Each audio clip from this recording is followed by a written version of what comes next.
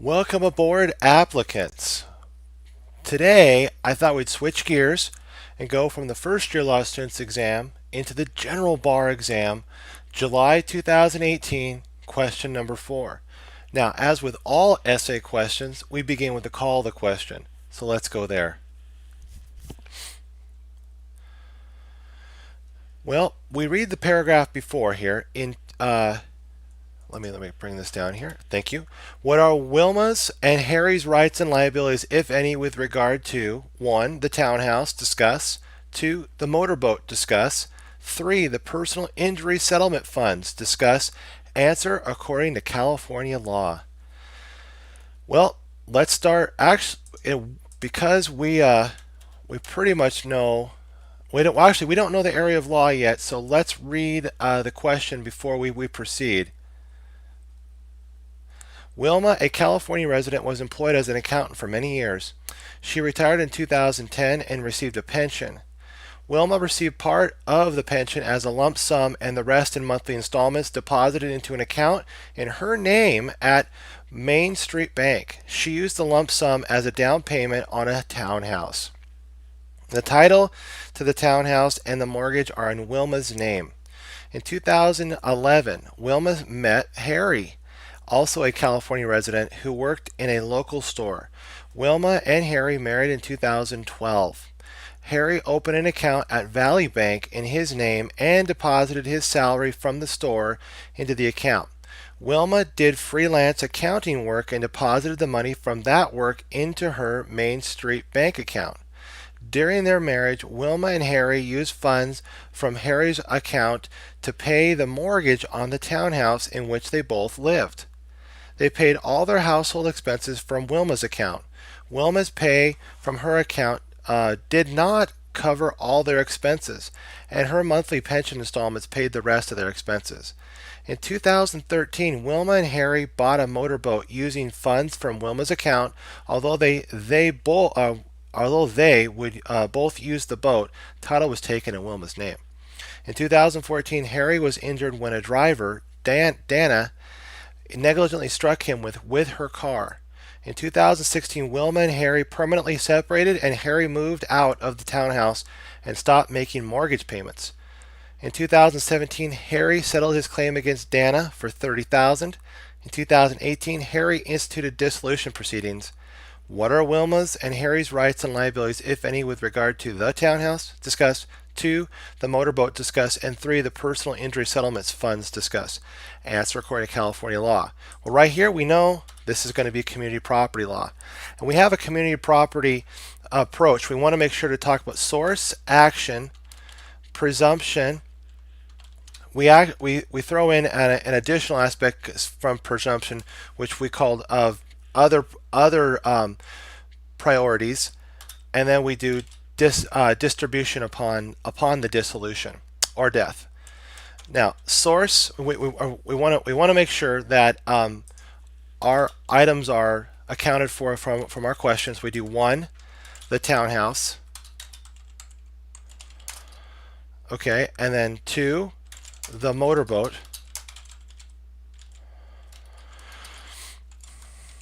and 3, the personal injury settlement funds.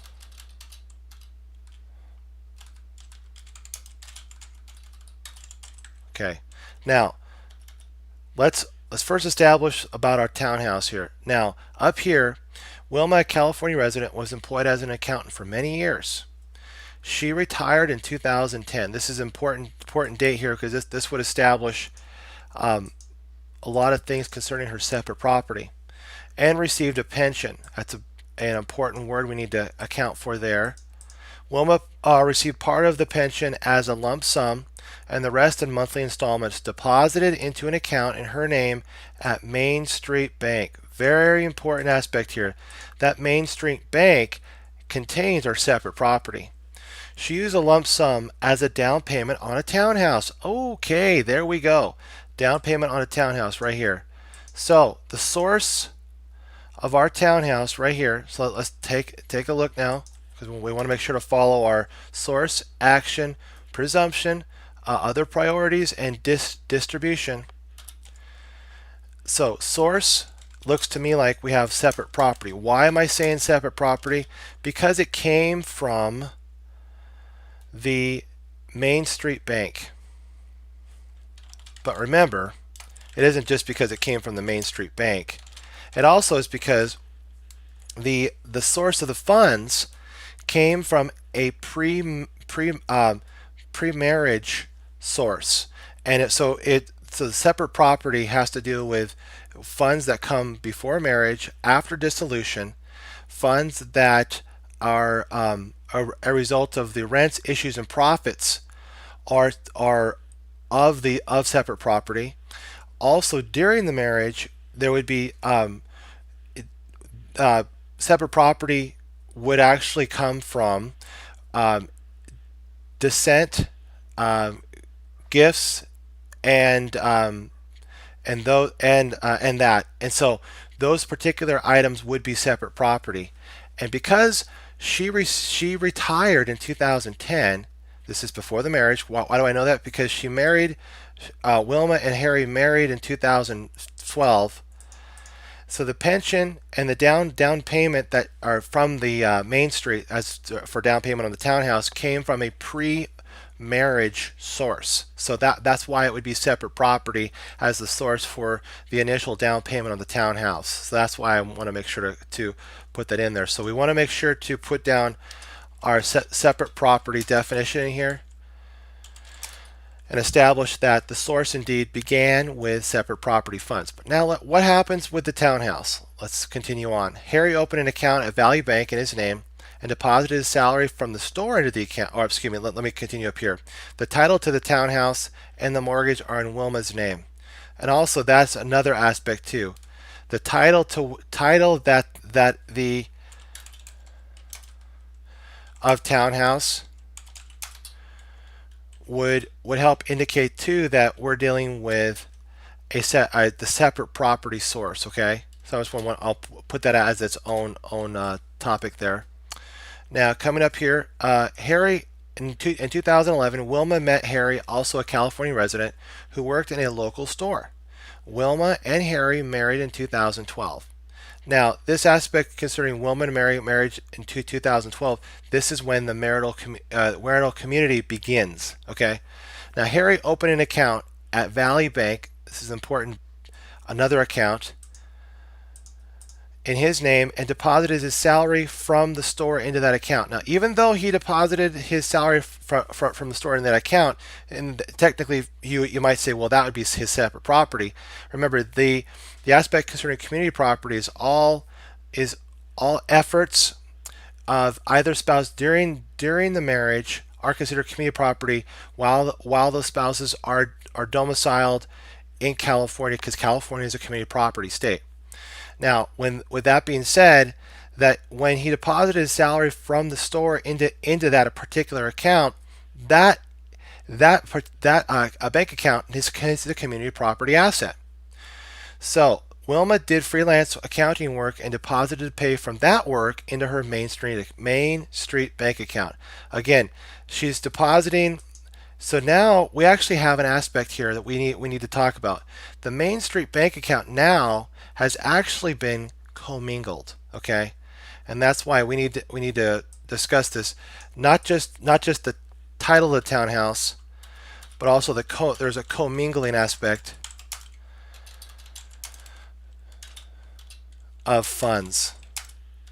We have separate property coming in from the see that up here, the rest of the Wilma received part of the pension as a lump sum and the rest in monthly installments deposited into her account, but she's also doing freelance work during the marriage.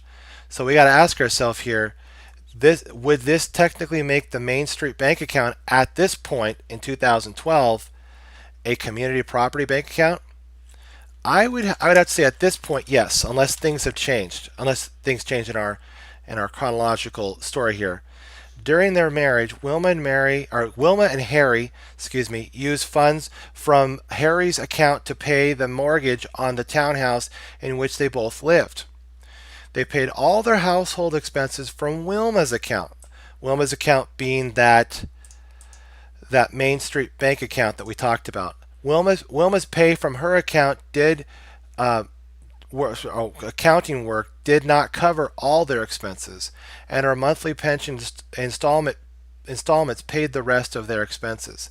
So what would that be is that she could possibly tracing. I always have to say she could and tracing. There's two methods of tracing. There's the exhaustion and the direct tracing. She might the exhaustion method, or what they call is the family expense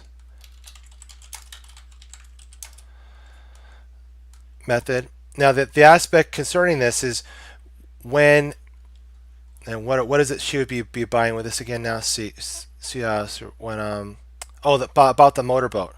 That's right. Okay, so this is very important for establishing the source of the motorboat down here. So let's take this and bring this down to the motorboat. Cut right here for motorboat. Okay, bring that down here. Oh, thank you for your patience. Let's see here. Bring this down further. Okay, right there. And make sure to bring the commingling of funds up here. Cut right there. Bring this down.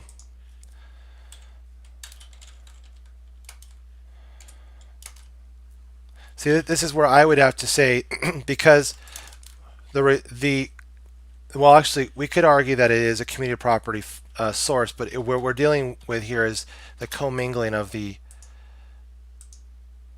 funds. So, and thank you for bearing with me on all this. We want to make sure to distribute as well.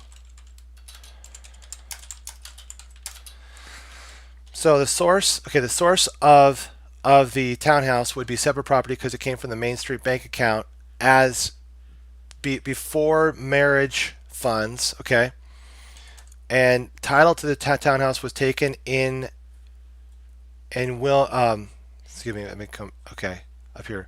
Wilma's name alone. And so to distribute the funds, it looks like the townhouse. Let me come up here. Unless townhouse changes. Let me see here. During their marriage, Wilma and Harry used funds from Harry's account to pay the mortgage on the townhouse in which they both lived. Okay, so this is the other thing about it is, I would have to say, this aspect here, Harry could get reimbursement for funds used, or at least I could say the community could get reimbursement for the funds used to pay the monthly. Let's see right here. Let me continue reading here. During their marriage, Wilma and Harry used funds from Harry's account to pay the mortgage on the townhouse in which they both lived. So that's where we're bringing up the townhouse. Now they paid all their household expenses from Wilma's account. Wilma's pay from her account did not cover all their expenses, and her monthly pension installments paid the rest of their expenses. But that would go to our aspect concerning tracing, because I think too I want to make sure that I'll have to put a little asterisk here. I want to study that further about the title of the townhouse. And when I come down here, I want to make sure that we talk about the fact that we're going to be dealing with tracing. She's going to want to trace the source back to from the townhouse, even though the action of the townhouse up here, excuse me, not the action, sorry, the action they took concerning the townhouse. They're using funds from Harry's account to pay the mortgage on the townhouse in which they both lived. Okay, I'm gonna have to look at that one, but I'm gonna have to say tracing on that one. And again, we're going to be using the two tracing methods: exhaustion and direct tracing. Reimbursement for the amount that Harry used to pay, right here. I think this says they paid their household expenses from Wilma's account. Well, let's see, where did we find that they used Harry's assets here. Let's see. Let me start from right here. In 2011, Wilma met Harry, also a California resident who worked in a local store. Wilma and Harry married in 2012. Harry opened an account at Valley Bank in his name and deposited his salary from the store into that account. We know about that. Wilma did freelance accounting work and deposited the money or the pay from that work into her Main Street bank account. Okay, that's why we talked about commingling. During their marriage, Wilma and Harry used funds from Harry's account to pay the mortgage on the townhouse in which both they live. Okay, so there it is.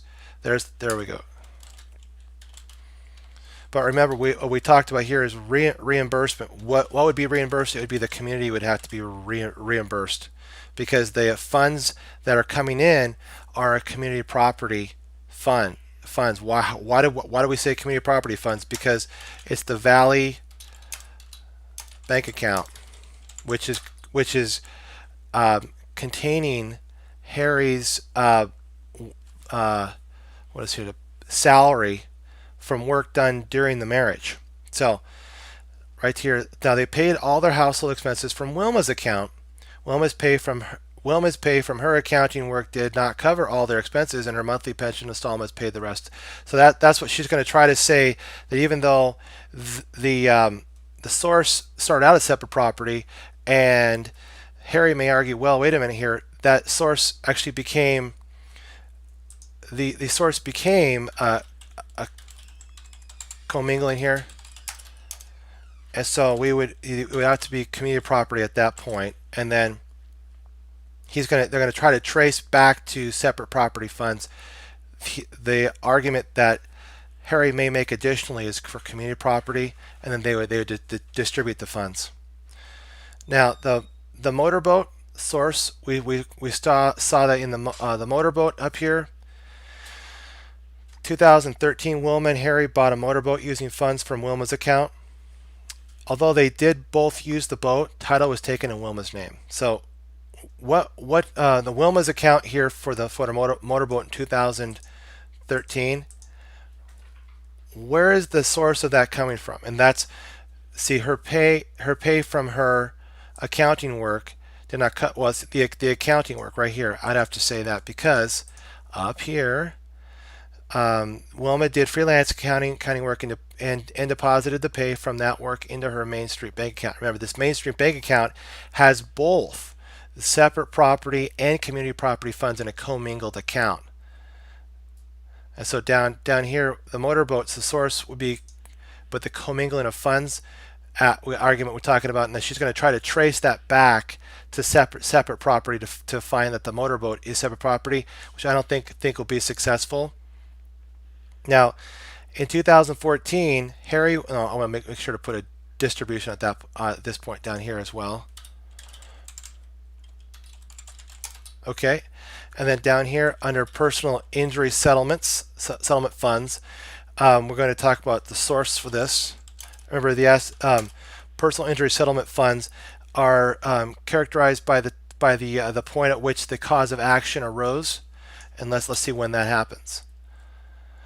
Here we go. In 2014, Harry was injured when a driver, Dana, negligently struck him with her car. So in 2014, Harry and Wilma are still married. So this technically started out as a community property source. But remember, under distribution, we got to make sure that it does go to the injured spouse to the amount that justice so dictates.